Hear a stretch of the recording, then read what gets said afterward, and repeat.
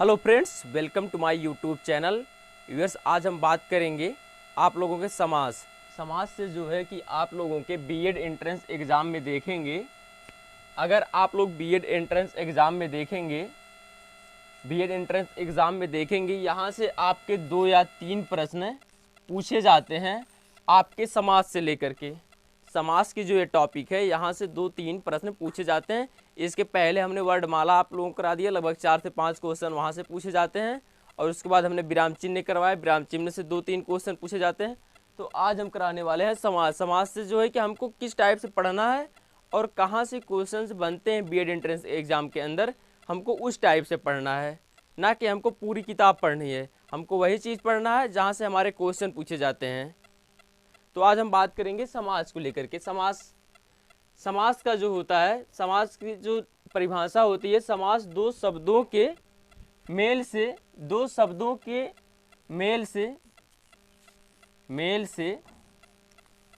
बने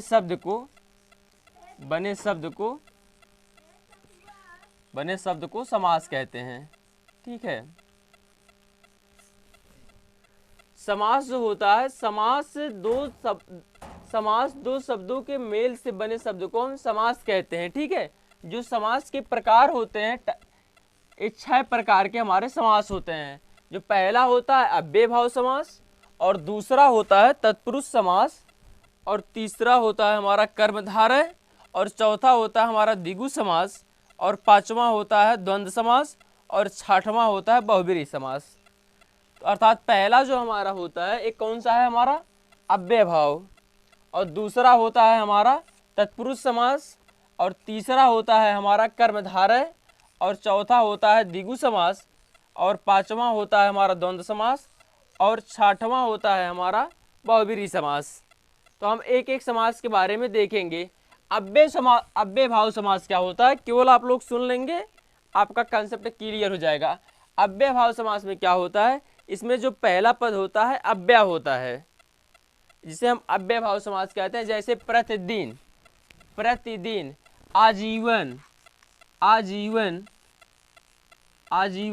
ये सब क्या है हमारे, ये सब हमारे जो होते हैं अव्ययभाव समास के उदाहरण होते हैं। उसमें आपसे ये पूछता है कि कौन सा शब्द दे देगा, 4 ठे, एक अव्ययभाव का दे देगा, पूछेगा अव्ययभाव समास कौन है। तो आपके अधिकतर बीएड एंट्रेंस एग्जाम में यही दोनों पूछे गए हैं, कई बार देखेंगे आप उठा करके बीएड एंट्रेंस में।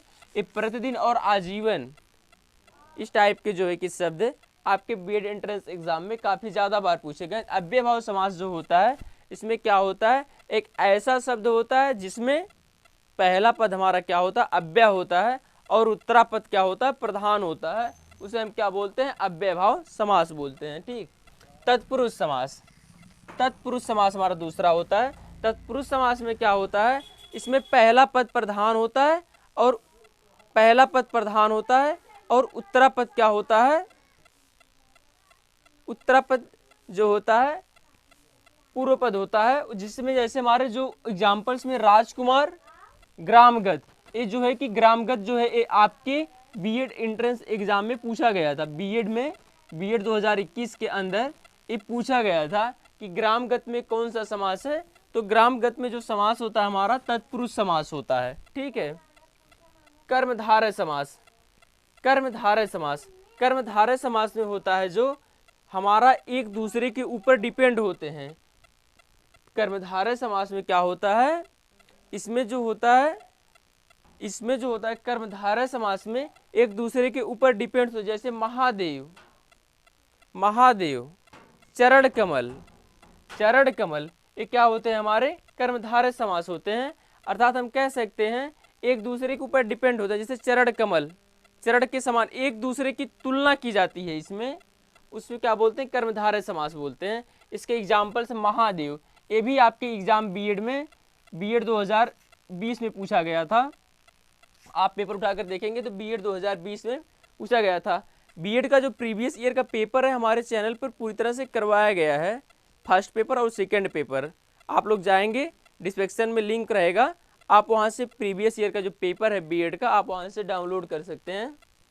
और द्विगु समास में क्या होता है, इसमें जो होता है पहला पद संख्यावाचक होता है।